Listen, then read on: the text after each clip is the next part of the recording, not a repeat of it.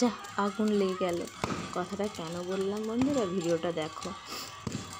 Hello friends, তোমরা সবাই কেমন আছো? আশা করছি ভালো আছো, আমিও ভালো আছি।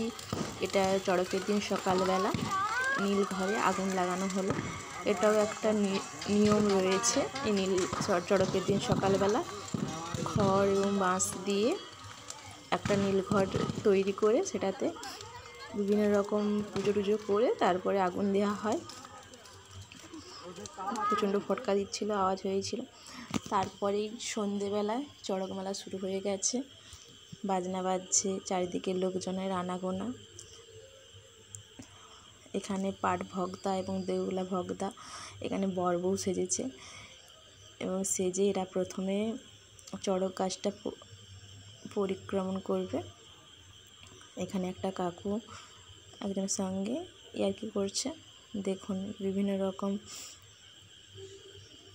নাচ গান প্রভৃতির মাধ্যমে আগে ভ্রমণ চলছে চড়ক গাছটিকে। কত লোকের আনাগোনা। এখানে দেখুন পাট ভগদা, দেউলা ভগদা এরা বর বউ সেজে রয়েছে। এখানে বিভিন্ন মেলা দেখতে আসা বিভিন্ন লোকেরা নাচ গান করছে, গানের সাথে সাথে নাচছে, আনন্দ করছে। চারিদিকে কত লোক দেখুন বন্ধুরা তোমরা শুধু। এখানে দেখুন পাট ভগদা, দেউলা ভগদা উঠে গেছে বাতাসা হরিলুট দিতে। তারপরে পাট ভগদা উঠে গেল। এদের পিঠে গামছা দিয়ে বেঁধেই সাধারণত ঘোরানো হয়েছিল।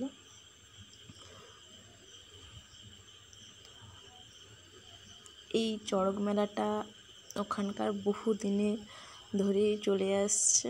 আমরা আমাদের জন্ম থেকেই ওখানে ওই মেলাটা দেখছি। খুব নাম করা, বিভিন্ন জায়গা থেকে প্রচণ্ড লোক আসে। দেখুন বন্ধুরা, এরকম বেত নিয়ে গায়ে পিঠে আঘাত করছে এবং পিঠে নিয়ে মানুষকে আনন্দ দেওয়ার চেষ্টা করছে।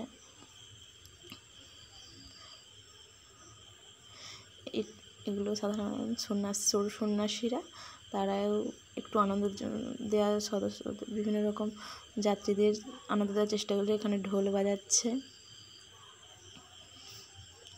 দেখুন বন্ধুরা, আরও একজন উঠেছে চড়ক গাছে মানুষকে আনন্দ দেওয়ার জন্য। এটা খুব সাবধানে এই গাছটি বাঁধতে হয়, যাতে এর মাধ্যমে তো একটা মানুষ ঘোরে এবং নিচে থেকে দড়ি দেওয়া আছে। কিছু মানুষ এই দড়ি ধরে ঘোরায় এবং উপরে মানুষটি ঘুরতে পারে। নানা রকম এখানে চকলেট, জিলিপি, বাতাসা এগুলো বিভিন্ন যাত্রীদের উদ্দেশ্যে ছড়ানো হয়। সত্যি খুব আনন্দকর পরিবেশ। তো ভিডিওটা কেমন লাগলো জানিও সবাই। টাটা।